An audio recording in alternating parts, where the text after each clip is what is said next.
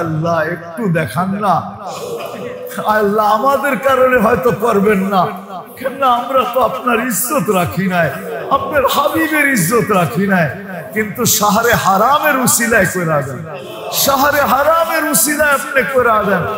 জি কাদা চলতেছে, 2 দিন পরেই জিলহজ্জা আসবে, আল্লাহ জিলহজের উসিলায় আপনি করে দেন, আল্লাহ জয় যুক্ত করে দেন। আয় আল্লাহ, আয় আল্লাহ, যে তুফানের কথা আমরা আমাদের দেশে শুনতেছি, আয় আল্লাহ আয় আল্লাহ, আমরা আপনার শুকরিয়া আদায় করি। বহুতবার 10 নম্বর পতাকা উঠছে, ফ্ল্যাগ উঠছে, 10 নম্বর মহাবিপদ সংকেত দেখানো হয়েছে, কিন্তু আমাদের দেশে কোনো বিপর্যয় ঘটে নাই। আল্লাহ আজকেও যেন কোনো বিপর্যয় না ঘটে, আপনি কুদরত দিয়ে দেখায় দেন যে এই দেশের সাথে আপনার একটা মোহাব্বত আছে, এই দেশের মানুষের সাথে মোহাব্বত আছে। আয় আল্লাহ দুর্যোগের থেকে বাঁচায় দেন। কতগুলা মাদ্রাসা আছে ছোট ছোট দুর্যোগপূর্ণ এলাকার ভিতরে, হেফজোখানা আছে, মক্তব আছে, মাদ্রাসা আছে, আয় আল্লাহ তোমার বান্দারা আছে, লাডলা উম্মত আপনি আমাদের দেশকে দুর্যোগ থেকে বাঁচায় দেন, মেহেরবানি করে বাঁচায় দেন। কাল সকালে যেন শুনি ছিল তো 10 নম্বর, কিন্তু কিছু ঘটাইতে পারে নাই, চলে গেছে। কোন দুর্যোগ ঘটে নাই বাংলাদেশে, কোন বিপর্যয় ঘটে নাই বাংলাদেশে। আল্লাহ এরকমই যেন শুনতে, সবগুলা ঢুকানো আছে, সব ঢুকায় দিয়েছেন 4টার ভিতরে। মৌলিক হলো 4টা। আজকাল আমাদের সমাজে এটাই সবচেয়ে বেশি দেখা যায়। প্রথম নাম্বার হলো ফুজুলুল কালাম, ফুজুলুল অনর্থক কথা বলা। এর জন্য হাদিসে নিষেধ আছে, কুল খায়রান ইল্লা লিয়াসমুত, কুল খায়রান ইল্লা লিয়াসমুত, মশহুর হাদিস, সহিহ হাদিস। ভালো বলতে পারলে বলো, নাইলে চুপ থাকো। আবার বলে দিছেন মান সামাতা নাজা, যে যত চুপ থাকবে তার বাঁচার আশঙ্কা তত বেশি, সে তত বেশি বেঁচে যাবে। তো মৌলিক যেটা আমি বলতেছিলাম যে কলবের যে মৌলিক রূপ হলো, প্রথম হলো ফুজুলুল কালাম, অনর্থক কথা বলা। আজকে আমাদের সমাজে এটা বাঁচা বড় দুষ্কর, ঠিক না? বাঁচা কিরকম সহজ?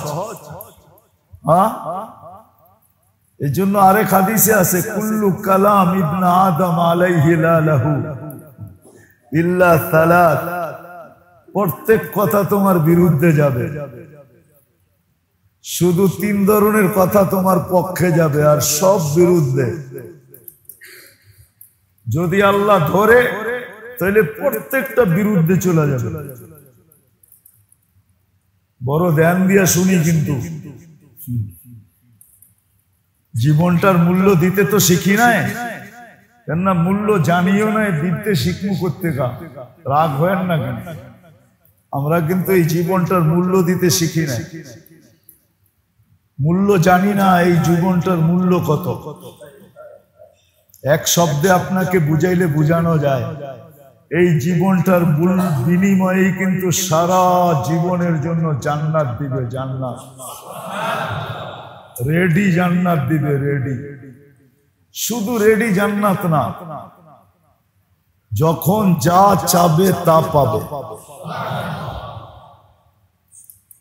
মা তাস্তাহি, মনে যত ইচ্ছা আসবে, সব চাহিদা আসবে, যেটাকে চাহাত বলে উর্দুতে, সমস্ত চাহাত পুরা করবে আল্লাহ। চাই সেই চাহাত ছোট হোক, চাই সেই চাহাত বড় হোক, যত বড় হোক, যত বড়, আল্লাহ সমস্ত চাহাত পুরা করবে। মা তাশতাহি আনফুসুকুম, যত চাহাত আছে সব পুরা করবে। এবং একদিন পুরা করবে না, সারা জীবন পুরা করবে, সারা জীবন পুরা করবে। যত চাহাত। দ্বিতীয় হলো যত চাওয়া, যা চাবে তা মিলবে। চাহা তো পুরা হবে, আবার চাওয়াও পুরা, চাহিদাও পুরা হবে, আবার চাওয়াও পুরা হবে। ওই জান্নাত কিন্তু এই জীবনটার বিনিময়ে দিবে, এই ছোট একটা জীবনের বিনিময়ে দিবে।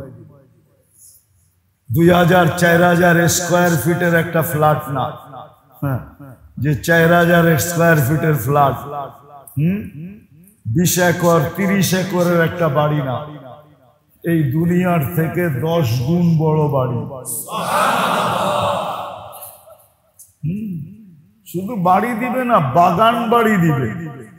বাগান বাড়ি বোঝেন? একটা হলো বাড়ি আর একটা হলো কি বাগান। মনে হয় বোঝেন না, বুঝছেন? বাগান বাড়ি বোঝেন? হ্যাঁ, সব সহ দিবে, বাড়িও দিবে, বাগান বাড়িও দিবে।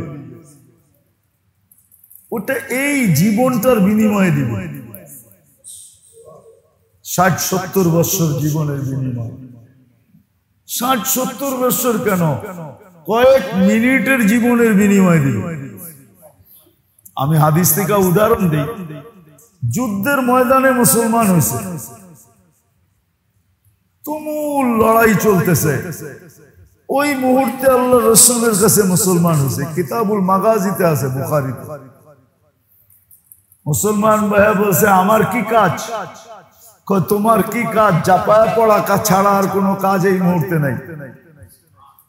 শত্রুদের উপরে ইসলামের পক্ষে জাপায়া পড়া ছাড়া এই মুহূর্তে কোনো কাজ নাই।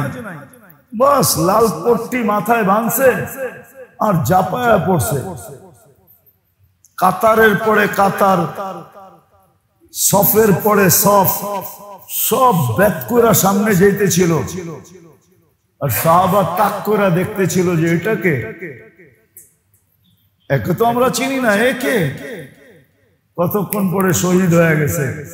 জীবনে এক ওয়াক্ত নামাজ নাই, একটা রোজা নাই, মাত্র ময়দানে মুসলমান হয়েছে কয়েক মিনিট আগে।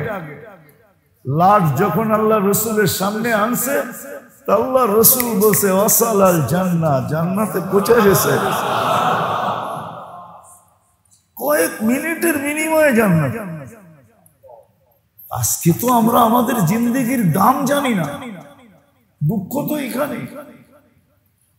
যুবক যৌবনের দাম জানে না, পুরুষ পুরুষত্বের দাম জানে না, নারী নারীত্বের দাম জানে না, কেউ আজকে তার জীবনের দাম জানে না। দাম এতটুকুই নির্ধারণ করছে, কামানা খানা সোনা সুবা পাখানা। কামানা খানা সোনা সুবা পাখানা। সারা দিন খাওয়ার জন্য খাটতে থাকে, আর খাওয়ার পরে বাহির করার জন্য আবার অস্থির হইতে থাকে। জিজ্ঞাসা করলে এত খাটো কেন? তাই খাওয়ার লেগে। কি এটার লিখিত এত খাটে, ঠিক না? এটাই তো জবাব দিবেন। এত হাড়ভাঙ্গা পরিশ্রম করো কেন? কি খাওয়ার জন্য? বর্তমানে যে ইরানের খমিনির আগে ইরানের রাজা ছিল শাহ। ইরানের রাজা ছিল শাহ, ছিল ইরানের রাজা। শাহর একটা লম্বা জামানা ছিল, একে বিতাড়িত করেই বর্তমান প্রথম খমিনি আসছে, তারপরে আরো কয়েকজন গেছে, এখন পর্যন্ত চলতেছে। তো তো শাহর একাধিক স্ত্রী ছিল। একদিন শাহর স্ত্রী মার্কেটিং করতে যাবে, তো শাহ মার্কেটে ঘোষণা দিছে যে অমুক দিন আমার স্ত্রী মার্কেটিং করবে, কিন্তু শর্ত হইল মার্কেটে দোকান মালিক আর সেলসম্যান ছাড়া কেউ থাকতে পারবে না। না, আমার ওয়াইফ ইরানের রাজার মালিকাতু ইরান, ইরানের রাজার স্ত্রী, বাবুই তো ভিন্ন, ঠিক না? কি বলেন? তো সে ঢুকছে, বাজার করছে, 2-1 সপ্তাহ পরে শাহর সাথে আর বিচ্ছেদ হয়ে গেছে। কিসে? ডিভোর্স হয়ে গেছে ওই মহিলারই। তো আবার মাসখানিক পরে ওই মহিলা ওই মার্কেটেই ঢুকছে। এখন কি রানী হিসাবে ঢুকছে না পাবলিক হিসাবে ঢুকছে? যখন পাবলিক হিসাবে ঢুকছে তো এখানে এক কবি ছিল, তো সে দেখা ওই সময় কলম হাতে নিয়ে লিখতেছে মালিকাতু ইরান দুফিনাত ফি তুরাবিন নিসিয়ান। ইরানের রানী বুলের মাটিতে দাফন হয়ে গেছে। 1 সপ্তাহ আগেই তো রানী হিসাবে আসছে, পুরা মার্কেট খালি ছিল, উনি একা মার্কেটিং করছে রানী হিসাবে। ডিভোর্স হইতে দেরি, ভ্যালু কমতে দেরি হয় না। আল্লাহ আমাদেরকে কিনতে চাইতেছেন, আমাদের ভ্যালু কতটুকু পাবে। আল্লাহ কিন্তু কিনতে চাইতেছেন। আফসোস তো এখানে যে মুসলমান নিজের দাম বুঝলো না, যুবক তার দাম বুঝলো না, নারী তার দাম বুঝলো না, পুরুষ তার দাম বুঝলো না। জীবনটা বড় দাম। এই জন্যই দেহের চিকিৎসার চেয়ে আত্মার চিকিৎসা বেশি করা উচিত ছিল, যেন আত্মা যেন কলুষিত না হয়। কেন আল্লাহর তো হুকুম হইল আমি দিল দেখা কিনব। কি দেখা? দিল দেখা, দিল দেখা কিনবো। দিল হাদিসে আছে বাল ইয়ানজুরু ইলা কুলুবিকুম, আল্লাহ তোমাদের দিল দেখা কিনবে। আর হাদিসে এটাও সুস্পষ্ট আছে, সাহাবায়ে কেরামকে নবীদেরকে বাছাই করার পরে সমগ্র মানব জাতির দিল আল্লাহ একটা একটা করে দেখছেন। তারপরে 1.25 লক্ষ সাহাবাক দিল দেখা আল্লাহ নিজের বন্ধুর সোহবতের জন্য নির্বাচিত করছেন। আমরা যে উম্মতে মুহাম্মাদি, আমাদেরকে দিল দেখা নির্বাচিত করছেন। দিল দেখা, কোরআন এটাই বলে হুয়া জতাবাকুম, আল্লাহ দিল দেখা আমাদেরকে উম্মতে মুহাম্মাদি বানাইছে। নাইলে মানুষ কি কম ছিল নাকি? কি 1.25 লক্ষ উম্মত কি কম ছিল? আপনার কাছে ডাটা নাই দেখা আপনি জানেন না কত ছিল। আজকে আপনি ডাটা আছে বিদায় আপনি বলেন দুনিয়া 800 কোটি মানুষ। 1.25 লক্ষ নবীদের আমলে কয়েকশো কোটি চলে গেছে কবরে, আপনি জানেন না? এদের ভিতর থেকে 800 কোটি হইলেও তো 600 কোটি কাফের, 200 কোটি মুসলমান। কিয়ামতের সকাল পর্যন্ত এরকম ওইদিকে পাল্লা বাড়িই থাকবে, এইদিকে পাল্লা কমই থাকবে, ঠিক না? হ্যাঁ, আল্লাহ আপনাকে আমাকে দিল দেখা নির্বাচিত করছেন। কিন্তু আজকে উম্মতকে দিলের রোগ বুঝানো যায় না, শরীরের রোগ তো খুব বোঝে, ওই ব্যাপারে তো বড় সচেতন, বড় সচেতন। এখন দুনিয়ায় কোথাও করোনার ভাইরাস খুঁজে পাওয়া যায় না, ঠিক না? তারপরও বড় বড় অফিসে দেখবেন মাস্ক পরা করে, ঠিক না? কি না করে না? হ্যাঁ, করে তো। এখনো দেখবেন ডাক্তাররা মাস্ক ব্যবহার করে। আমি বিরোধিতা করতেছি না, সচেতন শারীরিক রোগের ব্যাপারে, কিন্তু এটার ব্যাপারে সচেতন না। এজন্য এটার মৌলিক প্রথম রোগ যেটা যেটা দিলের জন্য বিষ স্বরূপ, একটার থেকে 100টা তৈরি হয়, 100টা। প্রথম হলো ফুজুলুল কালাম, অনার্থক কথা বলা, অনার্থক কথা বলা। অনার্থক কথার থেকে হাজারো জিনিস তৈরি হয়, শত জিনিস তৈরি হয়। ধারাবাহিকভাবে যখন চলতেছে একটা একটা করে আপনাদেরকে দেখাবো যদি মুখস্থ রাখতে পারেন। এই জন্য বলে ফুজুলুল কালাম। এটার থেকে বাঁচার সর্বপ্রথম রাস্তা হলো যত বেশি চুপ থাকতে পারো।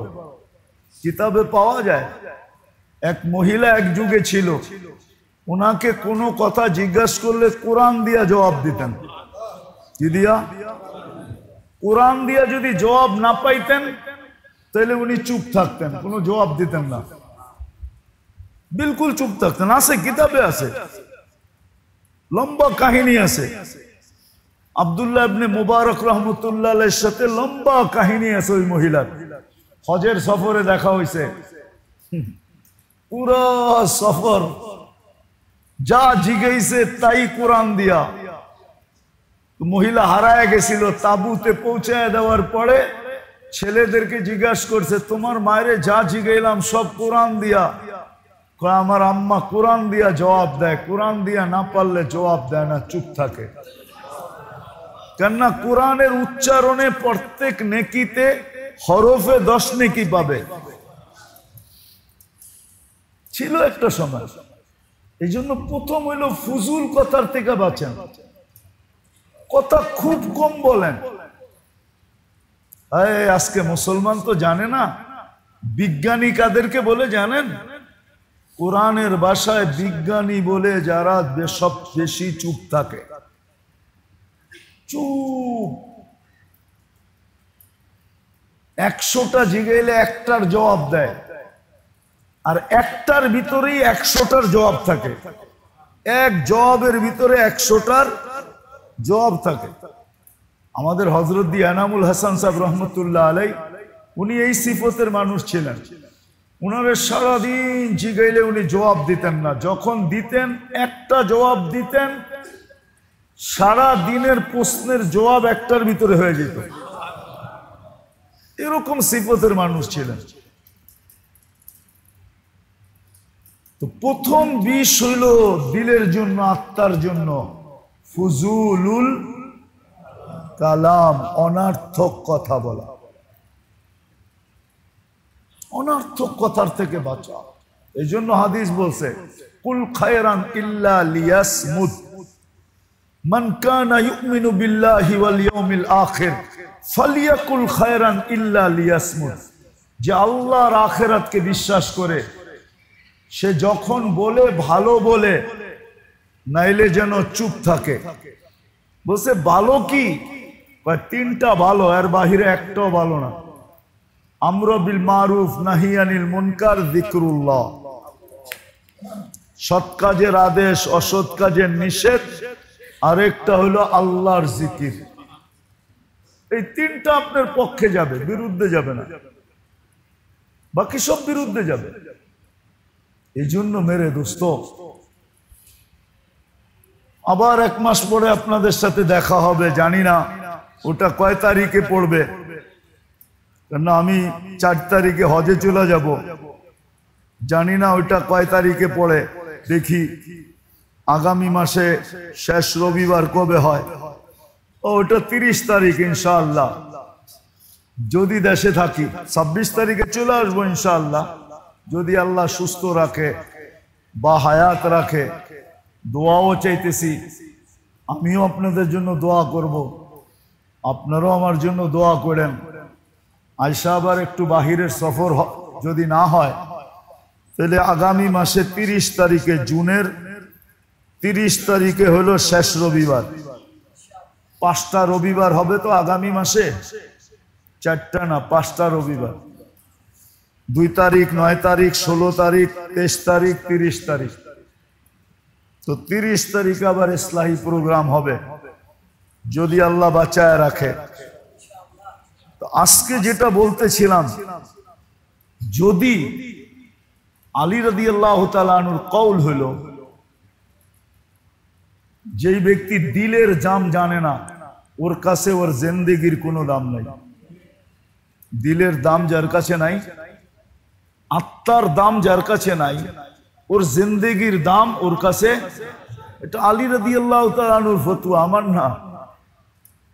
এই জন্য মেরে দোস্ত, আমাদের জিন্দেগির বড় দাম, আত্মার বড় দাম। যদি কেউ ভাবেন যে জীবন তো শেষ সীমানায় চলে আসছি, বয়স হয়ে গেছে, সবই তো উল্টা কাটায়া দিছি, না, এই উম্মতকে আল্লাহ পাক, এই উম্মতকে আল্লাহ বড় সুযোগ দিছেন, বড় সুযোগ দিছেন। এই উম্মত আল্লাহর বড় লাডলা উম্মত। লাডলা, লাডলা বোঝেন? লাড বোঝেন না কি? বড় মোহব্বতের উম্মত। মোহব্বতের উপর হইলো লাড। লাড, লাড বোঝেন? কয় আমার তো আছেই একটা, আমার তো। কারো যদি সন্তান একটাই থাকে তো ওটা কি হয়? মোহব্বতের হয় না কি হয়? আরে না মিয়া, মোহব্বতের ঊর্ধ্বে হয়। কেন? আছেই তো একটা, আছেই তো। এটা মোহব্বতের ঊর্ধ্বে, এটারে বলে লাডলা, এটারে কয় লাড। কি শুধু মোহব্বত না, এনে তো একটাই। কয়টা? কি বাংলা একটা প্রবাদ বাক্য আছে, ময়রা বাইচা যেটা থাকে ওইটা হইলো জন, আর খায়া লইয়া যেটা থাকে ওইটা হইলো ধন। ঠিক না? তা এখন একজনের আছে সন্তান কয়টা? হ্যাঁ, তাইলে 10টা থাকলে যেই ভালোবাসা 10 জনের জন্য হইতো, এখন পুরাটা কয়জনের জন্য? আপনি এটারে ভালোবাসা কোন কি কইরা বলেন? আমারে গ্রামার দিয়া বুঝান তো। উর্দুতে বলছে এটাকে লাডলা। সব ভালোবাসা যেখানে আইসা কিছে জমা হইছে, এটা হলো লাডওয়ালা। তো বাপেও কয়, মায়েও কয়, আমার তো একটাই, আমার তো সবই তো, সবই তো। আল্লাহ যেন কয় আমার তো উম্মত একটাই, উম্মতে মুহাম্মাদি। উম্মতে মানে আমি বুঝাইতে পারি না আপনাদের। এই জন্য এটা লাডলা উম্মত। এই জন্যই তো আল্লাহ বলে এটা খায়রে উম্মত। কি খায়ের উম্মত? সব খায়ের আয়া এখানে জমা হয়েছে। এখানে তো একটাই। কয়টা? কয়টা? এরপরে আর কেউ নাই। তো সমস্ত খায়ের এইখানে জমা হয়েছে, আবার সমস্ত কিছু এইখানেই ডালা হয়েছে। এখানে একটাই তো। কি সবকিছু এইখানেই ডালা হয়েছে একটা। আমরা কিন্তু খায়রে উম্মত। এই জন্য ভালো মতে মনে রাখেন, প্রথম বিষ আত্মার জন্য। যেখান থেকে রোগ উৎপত্তি হয়, আধ্যাত্মিক রোগ যেখান থেকে ছড়ায়, আধ্যাত্মিক রোগের ক্ষেত্র এটা হলো কল্প। আর এটার প্রথমটা হলো ফুজুলুল কালাম। কথা যত কম বলবে, ফালতু কথা যত কম বলবে, আসলে তো মেরে দোস্ত খোদার কসম, আপনারা আমার কথা মাইনা নেন, ফালতু কথা যারা কম বলবে, যত কম বলবে, তাদের ভিতর থেকে হেকমতের ভান্ডার তত বেশি উছলায়া বাহির হবে। উছলায়া। আপনার এখানে কিন্তু খনি লুকানো আছে, আপনি বাড়ি করতে পারতেছেন না। হেকমতের কথা তখন উছলায়া বাহির হবে। এমন এমন জিনিস বাহির হবে উছলায়া, আপনিও মাঝে মাঝে হাক্কা বাক্কা খায়া যাবেন যে এই কথা আমার দিলে কেমনে আসলো। আল্লাহ এরকম এরকম কথা দিলের ভিতরে ডালবে, কিন্তু শর্ত হইল কথা যত প্রয়োজন ছাড়া কোনো কথা না বলা, একান্ত প্রয়োজন না হইলে না বলা, একান্ত প্রয়োজন হইলে এতটুক বলা, এতটুক বলা যতটুক না বললে নয়, যতটুক না বললে নয়, অতটুক বলবো, অতটুক বলবো, এর বেশি না। ফুজুলুল কালাম, এটার থেকে বেঁচে থাকা, যে ফুজুলুল কালাম থেকে বেঁচে থাকো। যত কথা কম তত বেশি হিকমতওয়ালা হবে, তত বেশি আল্লাহ তার ভিতরে হিকমত ডালবে, এটাই আল্লাহর ওয়াদা। যত বেশি কথা কম বলবে। এক নম্বর হলো ফুজুলুল কালাম। কি পারবেন এটা করতে? হ্যাঁ, তিন কথা খুব বেশি বলেন, যত বলতে পারেন, যত। আমরু বিল মারুফ, সৎ কাজের আদেশ, অসৎ কাজের নিষেধ। জিকির যত করতে পারেন করেন। আর এই মাসটা কিন্তু ওই মাসেই, এই মাসটা তিনটা মাস একাধারে, জিকাদা, জিলহজ্জা, মুহররম। এই তিনটা মাস কিন্তু একাধারে, তিনটা মাস। আশুরুল হুরুমের ভিতরে এই 3 মাস একাধারে, জিকাদা, জিলহজ্জা, মুহররম। আল্লাহ হুকুম করছেন এই 3 মাসে তোমরা গুনাহ করো না। ফালা তুযালিমু ফিহিন্না আনফুসাকুম। এই 3 মাসে তোমরা তোমাদের উপরে জুলুম করো না, গুনার কাছে যেও না। এই 3 মাস বড় জিকিরের মাস, যত বেশি জিকির করা যায়। এই 3 মাসের ভিতরে এরকম এরকম জিনিস ঘটছে, 3 মাসের ভিতরে এরকম জিনিস ঘটছে যেটা খুলতে গেলে অনেক লম্বা সময় চলে যাবে। আমি খালি 3টা দেখাবো আপনাদেরকে। এই মাসের ভিতরে ইসমাইল আলাইহিস সালাম এতাআত ঘটছে। জগতের ভিতরে, এই দুনিয়ার ভিতরে এতাআত, আল্লাহকে মানার যে একটা দৃষ্টান্ত, এই দৃষ্টান্তটা এই মাসে ঘটছে। সেটা ইসমাইল আলাইহিস সালামের মাধ্যমে ঘটছে। ইসমাইল আলাইহিস সালাম আল্লাহকে কিভাবে মানতে হয় এটা দেখায় দিয়েছেন, মানা দেখাইছেন দুনিয়াকে, এতাআত দেখাইছেন। 6 বছর ছেলে কামাল করে দিছে, মাত্র 6-7 বছরের। বাপেরে বলতেছে, ইয়া আবা তিফাল মা তুমার সাতাজিদুনি ইনশাআল্লাহু সাবিরিন। আমি দুনিয়াকে মাইনা দেখায় দিই, যা হুকুম তা পুরা করেন।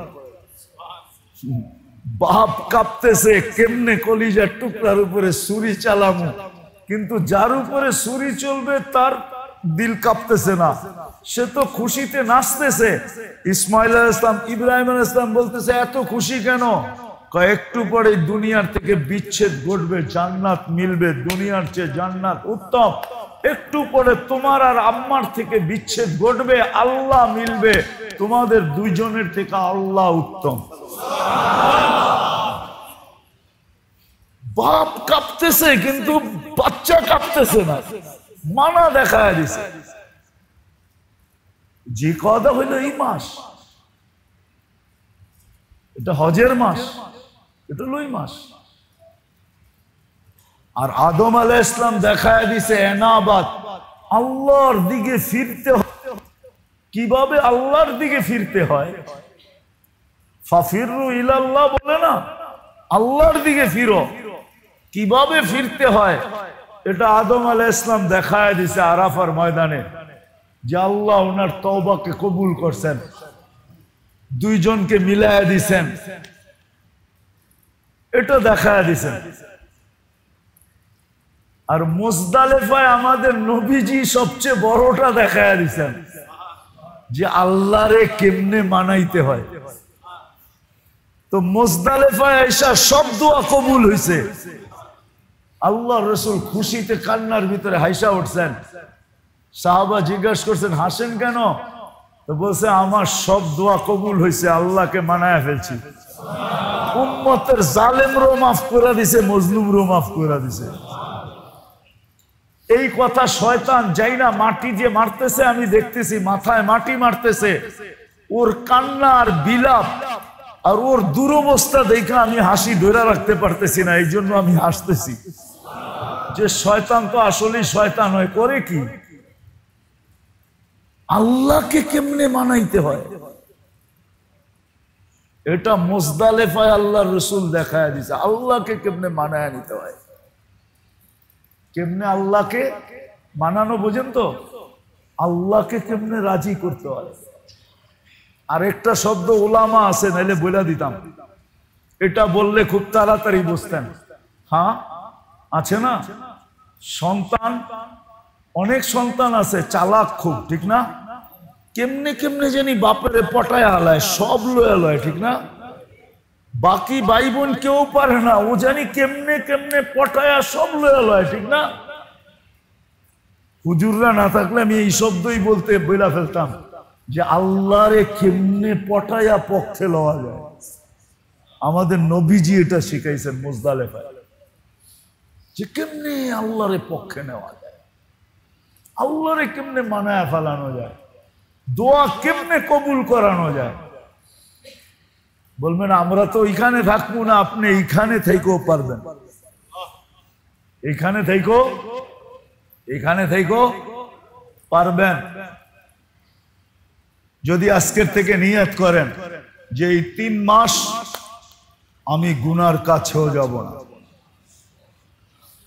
3 মাস নিয়ত করেন ঘরের টেলিভিশন বন্ধ রাখবো, ডিশের লাইন কাটা দিব, খোলা রাখবো।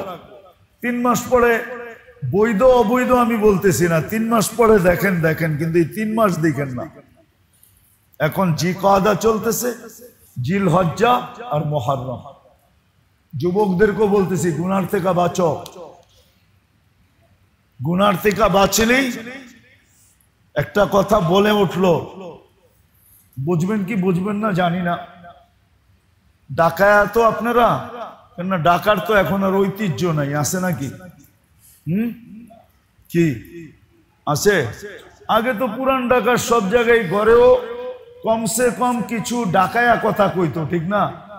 এখন তো এরাও ডাকায়া কথা বলে না। আবার ডাকায়া কথার সাথে সাথে কিছু ছিল, হাম লোগোं का बारी में मियां तुम लोगों का दावत है, এখন তো এইটাও বলে না, ঠিক না? কি বলেন নাকি?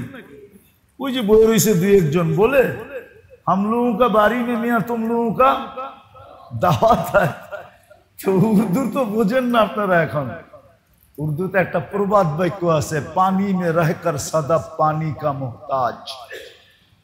পানি মে রহকর সদব, পানি কা সদব চিনেন? ঝিনুক রে বলে, ঝিনুক। মুক্তা কোথায় হয়? কোথায়? ঝিনুকের ভিতরে হয় না? হ্যাঁ, আগে আমাদের এই অঞ্চলে যত ঝিল ছিল সবগুলোর ভিতরে মুক্তা পাওয়া যেত। মতিঝিলের নাম মতিঝিল কেন? মতি ঝিল, মতিঝিলের ঝিলের ভিতরে মুক্তা পাওয়া যেত। বাংলাদেশের ন্যাচারাল মুক্তা ওয়ার্ল্ড ফেমাস। ওয়ার্ল্ডের ভিতরে এত সুন্দর কালার আর এত ভালো মুক্তা দুনিয়ার কোথাও পাওয়া যায় না। আমি তাঁতীবাজার থাকি তো আমি এটা সম্বন্ধে আমার নলেজ আছে। ওয়ার্ল্ড ফেমাস মুক্তা হলো, কিন্তু এখন আর ওই দিকে কেউ যায় না, এই জন্য এই জিনিসই বিলুপ্ত হয়ে গেছে। তো পানি মে রহকর সদব পানি কা মোহতাজ, ঝিলের ভিতরে থাকলে কি ঝিলের পানি দিয়া মুক্তা হয় না। ঝিলের পানি দিয়া ও একটা ফোঁটার মোহতাজে সারা বছর হাকুরা থাকে। বৃষ্টি যখন বর্ষিত হইতে থাকে তো উপরে উঠা আসে, ও চিনে কোন ফোঁটাটা ভিতরে নিলে মুক্তা তৈরি হবে। ওই ফোঁটাটা ভিতরে নিয়ে তারপরে নিচে চলে যায়, ওর পেটের ভিতরে আস্তে আস্তে মুক্তা তৈরি হইতে থাকে। ঠিক এই মাস 3টা এরকম। এটার ভিতরে যদি আপনি কিছু নিতে পারেন তাহলে আপনিও এরকম মুক্তার মতো ফেমাস হয়ে যাবে। এই 3টা মাস কিন্তু এরকম। এই জন্য বলতেছি